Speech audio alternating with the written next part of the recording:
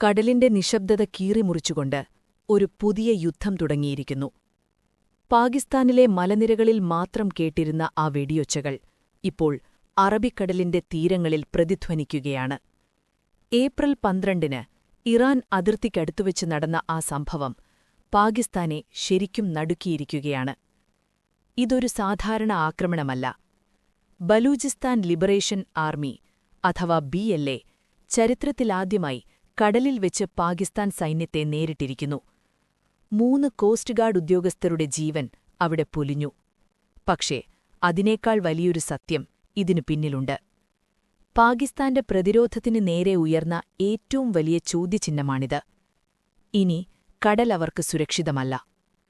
വർഷങ്ങളായി ബലൂചിസ്ഥാനിലെ മലനിരകളിൽ ഒളിപ്പോര് നടത്തിയിരുന്നവർ എങ്ങനെയാണ് ആഴക്കടലിലേക്കെത്തിയത്? അതൊരു വലിയ മാറ്റത്തിന്റെ കഥയാണ്. 2000-ങ്ങളിൽ അവർ വെറും ഒളിപ്പോരാളികളായിരുന്നു. 2010-ന് ശേഷം അവർ നഗരങ്ങളിലേക്ക് ശ്രദ്ധ തിരിച്ചു. അവിടെ ചാവേറാക്രമണങ്ങൾ നടത്തി. പക്ഷേ 2026-ഓടെ അവരുടെ യുദ്ധമുറകൾ പൂർണ്ണമായും മാറിയിരിക്കുന്നു. ഹമാൽ മാരിടൈം ഡിഫൻസ് ഫോഴ്സ് എന്ന പേരിൽ അവരൊരു നാവിക വിഭാഗത്തിനു തന്നെ രൂപം നൽകിയിരിക്കുന്നു. ഇതോടെ യുദ്ധക്കളം കരയിൽ നിന്ന് കടലിലേക്ക് വികസിച്ചിരിക്കുകയാണ്. ശത്രുവിനെ ഒരിടത്തു മാത്രം നേരിട്ടിരുന്ന സൈന്യത്തിന് ഇനി 2 യുദ്ധമുഖങ്ങളിൽ ഒരേ സമയം പോരാടേണ്ടിവരും. ഇതൊരു വലിയ തിരിച്ചടിയാണ്. 1000 കിലോമീറ്ററോളം നീളമുള്ള തീരപ്രദേശം ഇനി പാകിസ്ഥാന് ഒരു വലിയ തലവേദനയായി മാറും. കടലിൽ ശത്രുവിനെ കണ്ടെത്തുക എന്നത് അത്ര എളുപ്പമല്ല. അവിടെ റഡാറുകളുടെ കണ്ണ് വെട്ടിച്ചു നീങ്ങാൻ ചെറിയ ബോട്ടുകൾക്ക് വളരെ വേഗം കഴിയും. എന്നാൽ ഇവിടെയാണ് യഥാർത്ഥ പ്രതിസന്ധി. സാധാരണ മത്സ്യബന്ധന ബോട്ടുകൾക്കിടയിൽ ഒളിച്ചിരിക്കുന്ന പോരാളികളെ സൈന്യം എങ്ങനെ തിരിച്ചറിയും?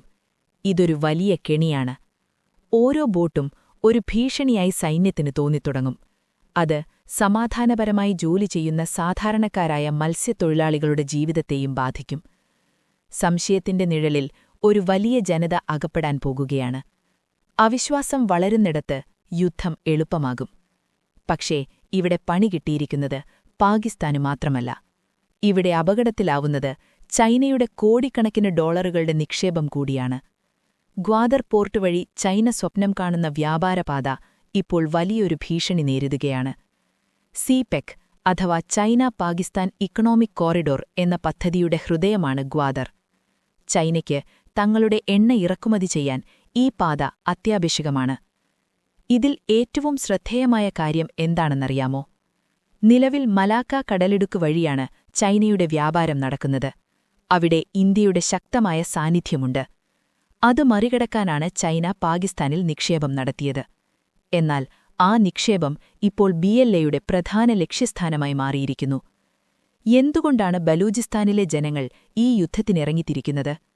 അതിന്റെ ഉത്തരം ആ മണ്ണിലെ വിഭവങ്ങളിലാണ്. ബലൂചിസ്ഥാൻ പ്രകൃതി വിഭവങ്ങളാൽ സമ്പന്നമാണ്. ഗ്യാസും മിനറൽസും അവിടെ ധാരാളമായുണ്ട്. പക്ഷേ അതിന്റെ ഗുണമൊന്നും അവിടുത്തെ ജനങ്ങൾക്ക് ലഭിക്കുന്നില്ല.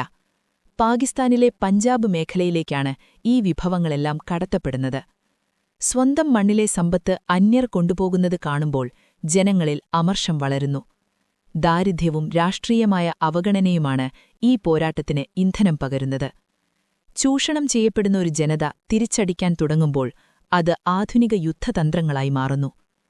ഇത് വെറുമൊരു പ്രാദേശിക തർക്കമല്ല.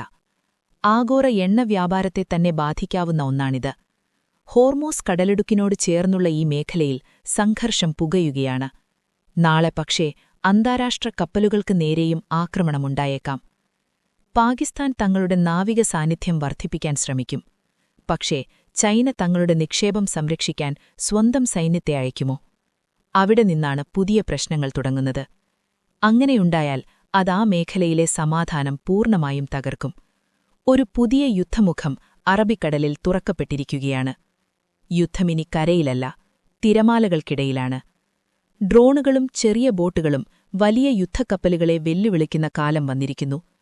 ബലൂചിസ്ഥാനിലെ ഈ മാറ്റം പാകിസ്ഥാന്റെ സാമ്പത്തിക ഭദ്രതയെ തന്നെ തകർക്കാൻ ശേഷിയുള്ളതാണ്. അടിച്ചമർത്തപ്പെട്ടവരുടെ പോരാട്ടം കടൽ കടക്കുമ്പോൾ ലോകമതിനെ ഗൗരവത്തോടെ നോക്കിക്കാണേണ്ടതുണ്ട്. തന്ത്രങ്ങൾ മാറുമ്പോൾ ചരിത്രവും മാറുകയാണ്. ഇതവസാനമല്ല, ഇതിലും ഭീകരമായ നീക്കങ്ങളുടെ തുടക്കം മാത്രമാണ്. ഒരസ്ഥിരമായ നാവിക യുദ്ധത്തിലേക്ക് മേഖല നീങ്ങുകയാണ്. ഈ പുതിയ നാവിക യുദ്ധതന്ത്രങ്ങൾ മേഖലയിലെ സമാധാനത്തെ എങ്ങനെ ബാധിക്കുമെന്നാണ് നിങ്ങൾ കരുതുന്നത്? നിങ്ങളുടെ അഭിപ്രായങ്ങൾ താഴെ രേഖപ്പെടുത്തൂ. ഇത്തരം ഞെട്ടിക്കുന്ന ആഗോള കഥകൾ ആദ്യം കേൾക്കണമെങ്കിൽ ഇപ്പോൾ തന്നെ സബ്സ്ക്രൈബ് ചെയ്യൂ. മറ്റൊരു വിഷയവുമായി വീണ്ടും കാണാം. നന്ദി.